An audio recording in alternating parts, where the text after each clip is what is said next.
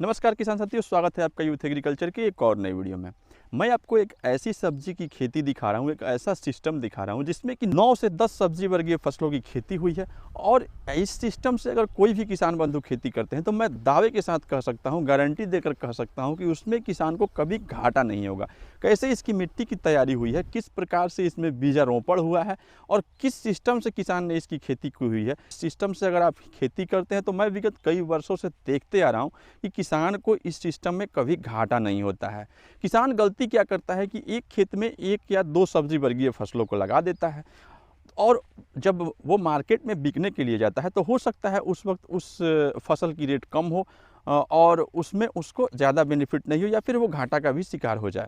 लेकिन अगर किसान एक साथ में 9 से 10 सब्जी वर्गीय फसलों की खेती करे तो आप खुद सोचिए, उसमें कोई ना कोई ऐसी फसल ज़रूर होगी जिसका रेट मार्केट में बहुत ज़्यादा होगा, जिसकी मार्केट वैल्यू उस वक्त ज़्यादा होगी और उसमें किसान को ज़्यादा बेनिफिट हो जाता है।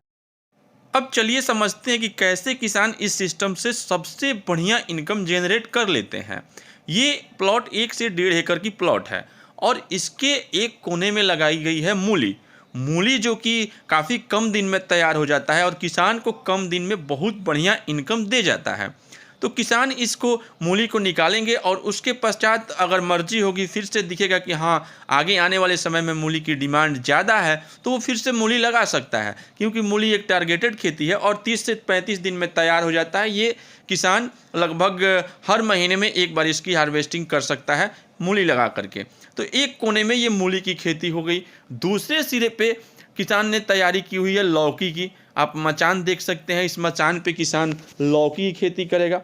और लौकी जो कि मचान की हाइट इतनी ऊंची इसलिए है क्योंकि ऊंचे हाइट पे लौकी आसानी से फलन दे सकती है, कद्दू आसानी से फलन दे सकती है।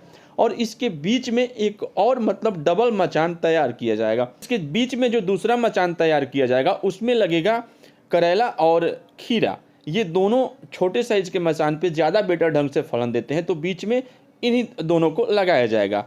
अब आप ये क्यारियाँ जो देख रहे हैं, इन क्यारियों में भिंडी की फसल बीज लगा दी गई है।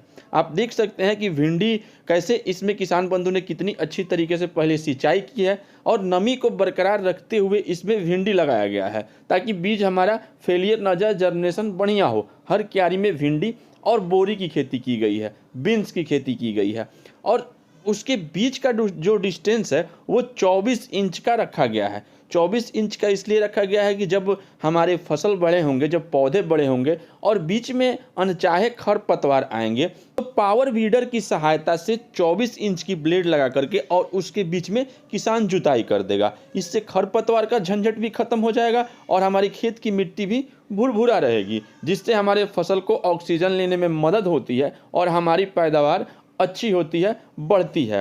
अब इसके अलावा खेत में नेनुए और तुरई की भी खेती की गई है, जो कि आप देख सकते हैं इसको भी क्यारी बना करके लगाया गया है। इसके लिए भी किसान ने पहले मिट्टी तैयार करने के पश्चात सिंचाई करके ही इसको अपने खेतों में लगाया। और इसमें लगाई गई है गोभी।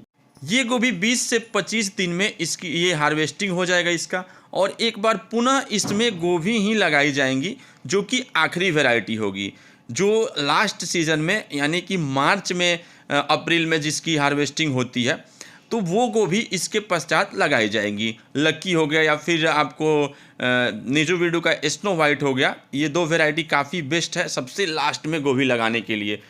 इसमें आपने देखा इसमें बोरी है, बीन्स है, आपको गोभी है, नेनुआ लगा हुआ है, तुरई अब से कुछ दिन बाद इसमें लगेंगे जब टेम्परेचर थोड़ा और ज़्यादा बढ़ेगा। तो इसमें करेले की खेती हुई है, इसमें मूली, पालक और इसमें आपको कद्दू लगाया जा चुका है। तो इतनी सारी वैरायटी किसान अगर एक खेत में एक साथ में लगाता है और इतने अच्छे तरीके से लगाता है तो उसको निश्चित रूप से नुकसान कैसे हो सकता है। वो निश्चित रूप से हर सीजन में बढ़िया बेनिफिट कमाएगा, अच्छा मुनाफा कमाएगा।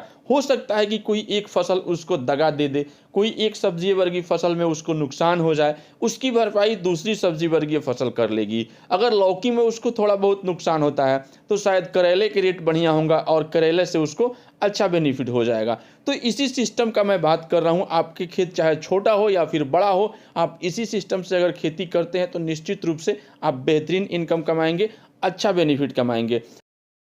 वीडियो अच्छी लगी हो तो एक लाइक जरूर करना, चैनल को सब्सक्राइब जरूर करना। मिलते हैं अगली वीडियो में किसी अगली जानकारी के साथ, तब तक के लिए जय हिंद।